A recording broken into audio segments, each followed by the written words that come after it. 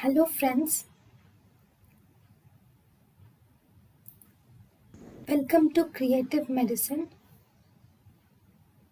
In this lecture, we will learn about.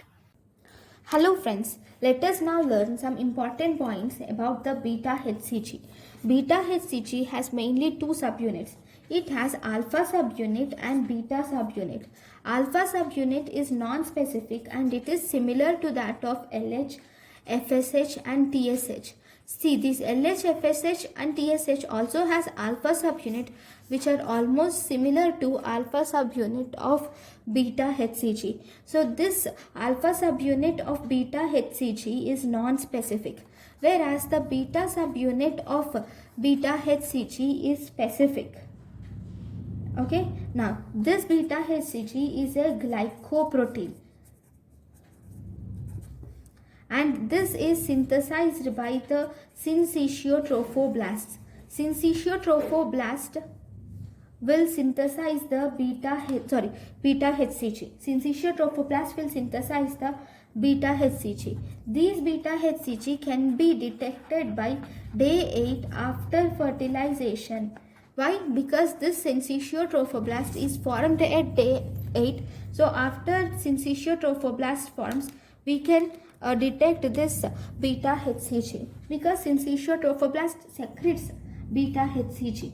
Then if you were asked about the best test which will help us to identify beta HCG is fluoroimmunoassay. If this fluoroimmunoassay is not in the options, then you can select radioimmunoassay. So the best test to identify beta HCG is either fluoroimmunoassay or radioimmunoassay. If you do, you can also do UPT, and in the UPT also we will measure beta HCG by ELISA. Then if you see the beta HCG levels, okay, the beta HCG levels will start as early as 8 weeks of pregnancy because they are detected as early as 8 weeks of pregnancy, 8 weeks after fertilization. They are detected as early as 8 weeks after fertilization because syncytiotrophoblasts is formed there, and then they become maximum by day 10.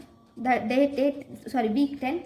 By 10 weeks, beta HCG becomes maximum. That is almost, it becomes 1 lakh per international units, 1 lakh international units per liter, and then it falls.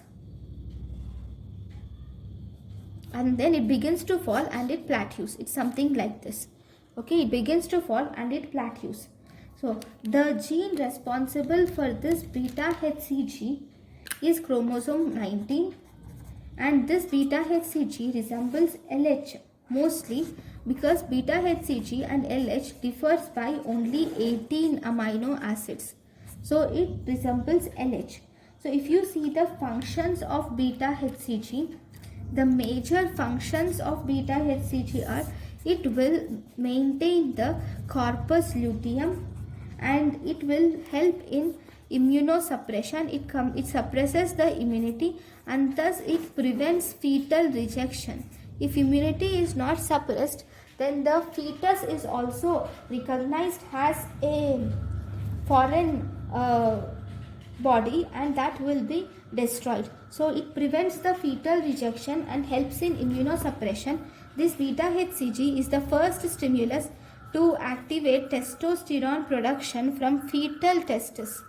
From fetus testis, the best stimulus is for testosterone is this beta HCG. Now, this beta HCG, if you see, this doubles every 48 hours. Beta HCG will double every 48 hours. Right. The conditions, these are important. The beta HCG, increase in beta HCG or decrease in beta HCG is abnormal and pathological. This detects certain pathological things or some physiological things. See, beta HCG is increased in multiple pregnancies like twins or in triplets. It is increased in hydatidiform mole or choriocarcinoma, Rh isoimmunization, and Down syndrome. There is increased beta HCG.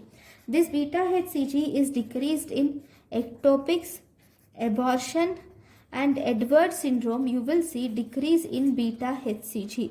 So if you see, beta HCG is increased in pregnancy, identiform mole, RH and Down syndrome, whereas beta HCG is decreased in ectopics, abortion and Edwards syndrome. Then one more important thing in beta HCG is, see, gestational sac. Gestational sac in utero can be visualized. Gestational sac in utero can be visualized if, in transvaginal ultrasonography, if beta HCG values are 1500 international units, then we can visualize the gestational sac. And gestational sac can be visualized in transabdominal ultrasonography if the beta HCG values are 6500 international units, then we can visualize the gestational sac. Right. Then if the beta HCG values are more than 1500 units and if no gestational sac is visible in the uterus, the gestational sac is not visible in the uterus, then always suspect ectopic pregnancy. And if the beta HCG value is less than 1500 international units, then on transvaginal ultrasonography, the gestational sac is visible. Then it can be three things. One, it can be ectopic pregnancy, it can be viable intrauterine pregnancy, or it can be non-viable intrauterine pregnancy. Then every time we do urinary pregnancy test, right? This urinary pregnancy test detects HCG by the ELISA.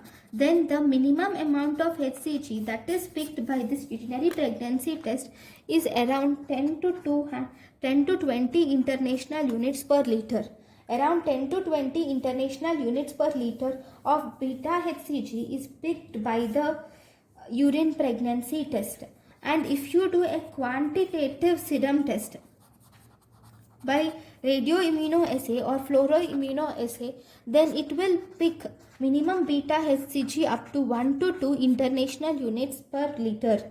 It will pick almost 1 to 2 international units per liter of beta HCG. So this is about important points about beta HCG.